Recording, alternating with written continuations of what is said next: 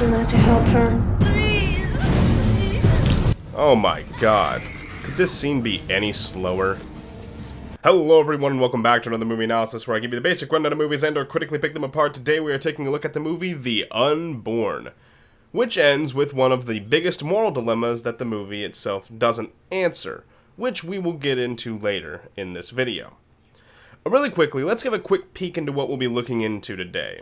We got the plot overview, the demon for this movie, the connection of mirrors, rebirth symbolism, and finally we'll end with the moral dilemma that is faced by our lovely main character. So let's go with the plot. This is the story of a girl who is possessed by her dead brother, though it isn't her brother, but the demon that would have gotten her brother, but he died in the womb. See all these people around her? They all die, except this girl. No one misses her, though. This old lady, she doesn't know anything. Okay. Midnight. This can't wait. I lied. Okay, she knows stuff, and the Nazis did it, but she's probably dead. Yep, like her friend. We did too, but she's dead. Time for an exorcism. These people, they all die. Minus this guy. Go that guy. BF dies, like if you cry every time. The demon for this movie was a being that used to be alive, but wasn't allowed into heaven, so now it just wanders and is all evil and stuff. The die book, something simple as that. However, it's the turning beings it possesses into beings that look like itself, a being with an upside down head, that is something bizarre. But given how infrequently we see it, we won't really explore too heavily into this. Also, we never really see its face aside from when it possesses people, just like a mutated version of them. Like, the demon seems to possess one person while still being able to haunt, case, and kill anyone close to her. Or maybe it leaves hosts for its purposes, and never really explain the nature of the beast. This movie put a hard focus on mirrors. Like, looking inside yourself? No. But realizing you're a doorway to the other side.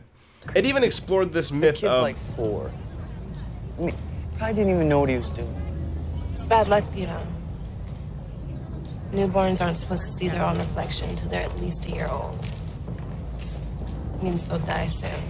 You guys know about that? Don't worry, I did some research, and turns out the myth ranges from the baby will become a thief, or the mirror will simply suck its soul out and kill it.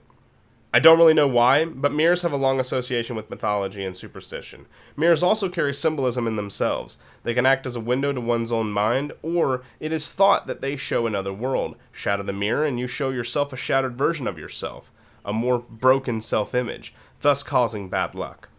So the mirror is more of a piece that is used to evoke fear rather than mysticism. It is used heavily as a transitional piece, but it is still used to illustrate that this being is on the other side, except for this momentary scene where he's actually literally on the other side of the mirror, which doesn't make sense, but, you know, horror.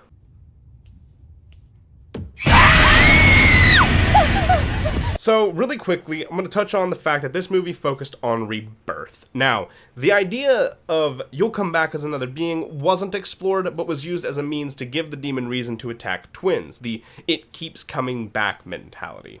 Faced with the fact this whole thing happened because Case was pregnant because her and Matt had sex, obviously, because that's how you have kids unless you're Mary, the mother of God, that's when the demon came around. Well, now she has twins, and knowing what happens with twins and her, she is actually forced with a large dilemma. Do you get an abortion, or do you hope to give birth to the child that is good and not the one that is possessed by a demon? Because the demon was only kept at bay, it will come back. Either you abort and never have kids, or you have them and risk this whole thing happening to them later in life. Decisions, decisions.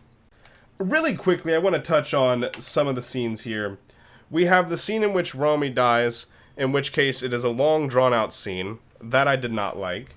That is something that actually, I think, would have worked a lot better had it been a lot more fast-paced, but Maddie was, for some reason, this huge focus of possession. I don't know if it's because he's a child, and children typically have this nuance and innocence that demons tend to cling to, but he just had it, and he was like the main focus this demon used to communicate. But he wasn't. It's very strange about how Maddie played into all this, because randomly he would show up as if he was the demon, but we all know he was just kind of possessed by it. The knocking on the mirror. Now this happened about 5 or 6 times throughout the film, and it doesn't make any sense when you think about how the mirror is just a sort of window, but it was actually physically knocking like it was a door trying to get through the mirror, when it was trying to get to our lovely main character here and try to possess her.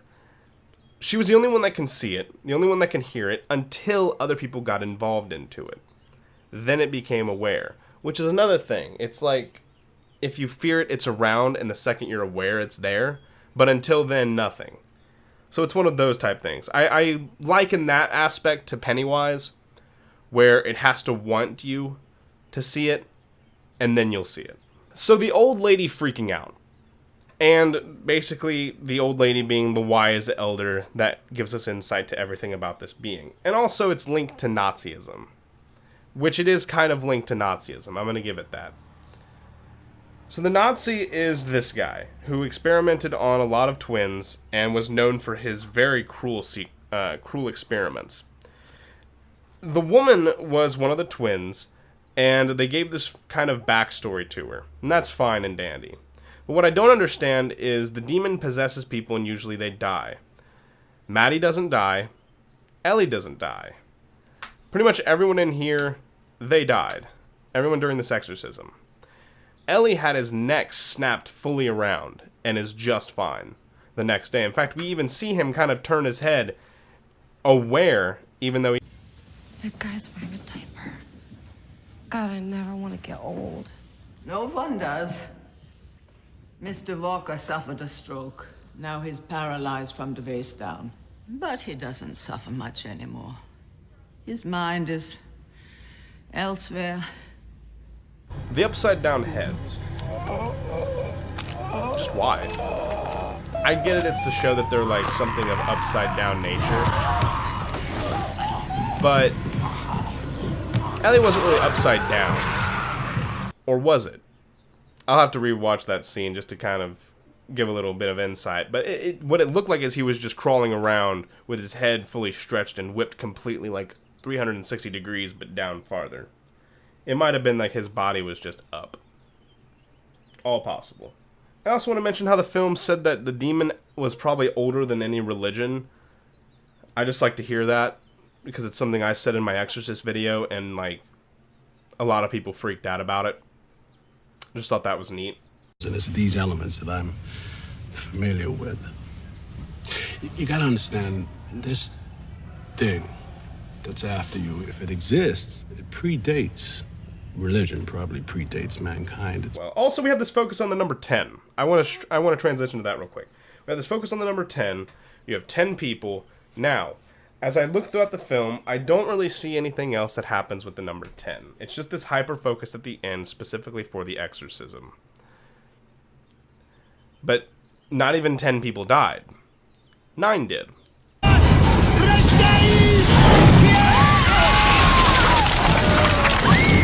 The film doesn't stick to its own symbolism is one of my criticisms.